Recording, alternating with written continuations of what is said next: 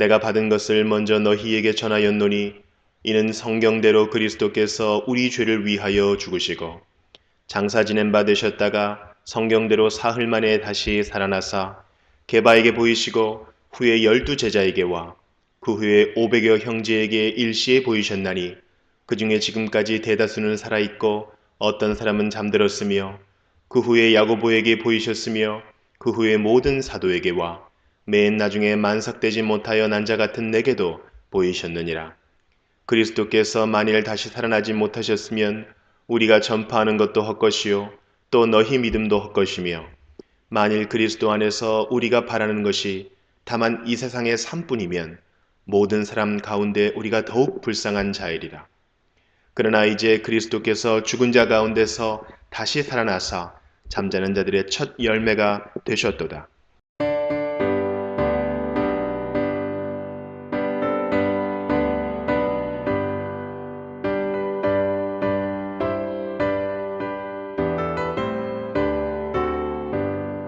기뻐 찬송하세 주님 부활했네. 그 무덤의 권세가 깨뜨렸네. 찬송하고 전파하세 계속하신 주님. 할렐루야 찬송하세 다시 사셨도다.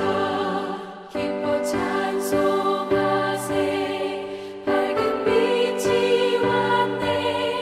그 어둠의 권세 다 이기셨네. 찬송하고 전파하세 계속하신 주님.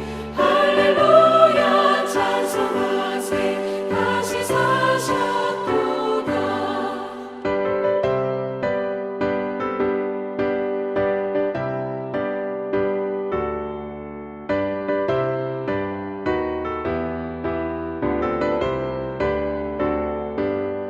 기뻐 찬송하세 주님 피를 흘려 그 속량할 값을 다 치르셨네. 찬송하고 전파하세 계속하신 주님. 할렐루야 찬송하세 다시 사셨도다.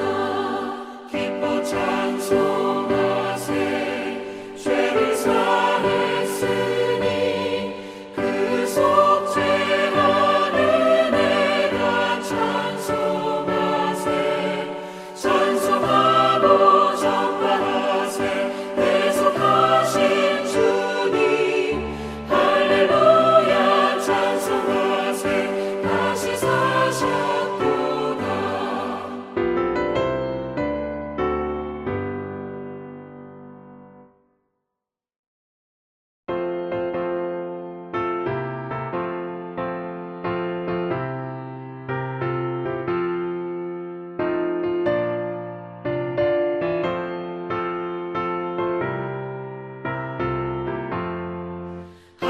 할렐루야 우리 예수 부활 승천하셨네.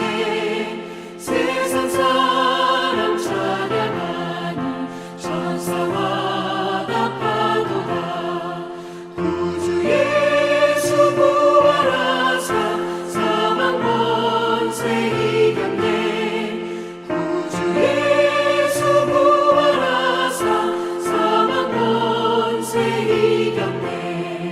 할렐루야 우리 예수 왕의 왕이 되시고 우리들의 주보 되신 성령 증거하시네. 구주 예수 부활하사 처음 열매 되셨네. 구주 예수 부활하사 처음 열매 되셨네.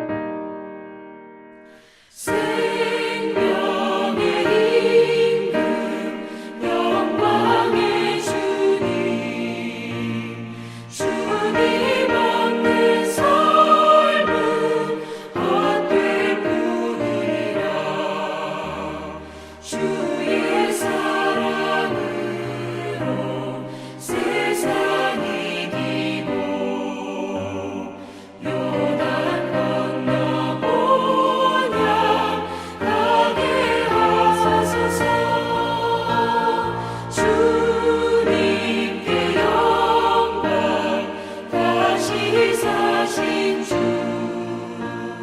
사망 권세 모두 이기시었네.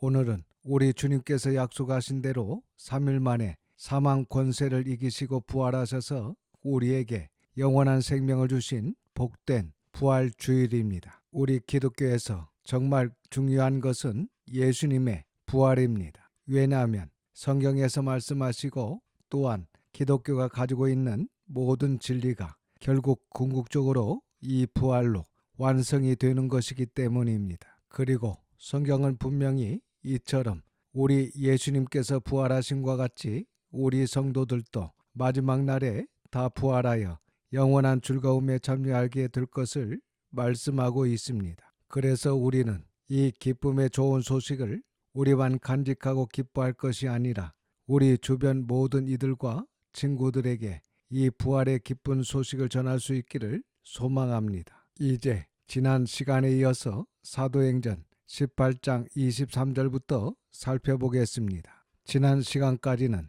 바울 사도의 제2차 전도 여행을 살펴보았습니다. 이번 시간부터는 바울의 제3차 전도 여행을 살펴보도록 하겠습니다. 이 3차 전도 여행의 핵심은 에베소에서의 사역입니다. 바울은 에베소에서 약 3년 정도 머물며 사역하는데 이때 고린도전서를 쓰게 됩니다. 이제 본문을 살펴보겠습니다. 23절입니다. 얼마 있다가 떠나 갈라디아와 부르기아 땅을 차례로 다니며 모든 제자를 굳건하게 하니라.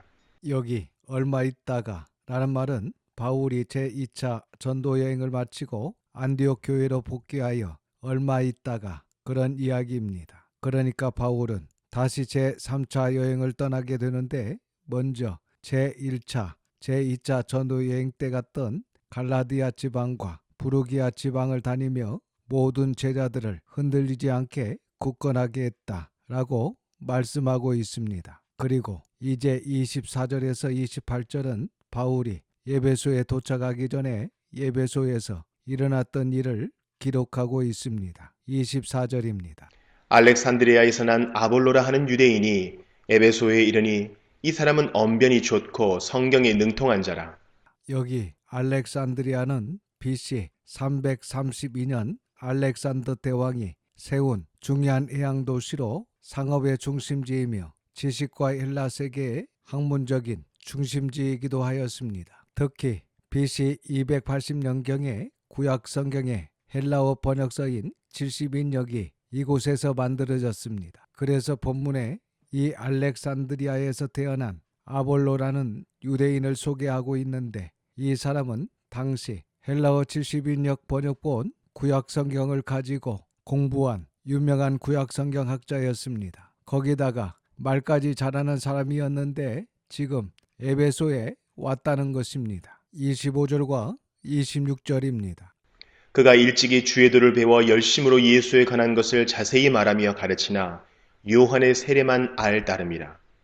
그가 회당에서 담대히 말하기 시작하거늘 브리스길라와 아굴라가 듣고 데려다가 하나님의 도를 더 정확하게 풀어 이르더라.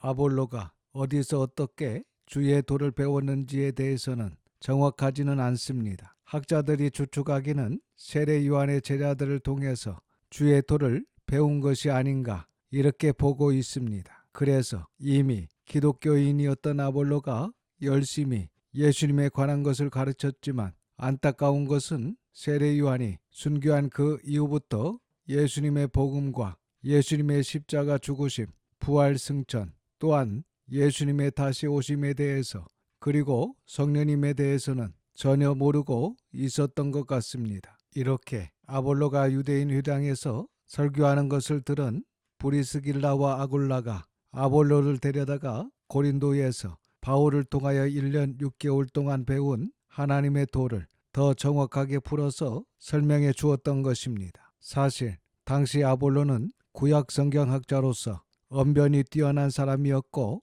브리스길라와 아굴라는 평신도였습니다. 그럼에도 불구하고 아볼로가 겸손하게 이 부부의 말에 귀를 기울이며 하나님의 도를 더 정확하게 알기 위해 배웠다는 것입니다. 이것이 아볼로의 훌륭한 점이라고 할 수 있습니다. 27절과 28절입니다. 아볼로가 아가야로 건너가고자 하므로 형제들이 그를 격려하며 제자들에게 편지를 써 영접하라 하였더니 그가 가매 은혜로 말미암아 믿은 자들에게 많은 유익을 주니 이는 성경으로서 예수는 그리스도라고 증언하여 공중 앞에서 힘있게 유대인의 말을 이김이러라.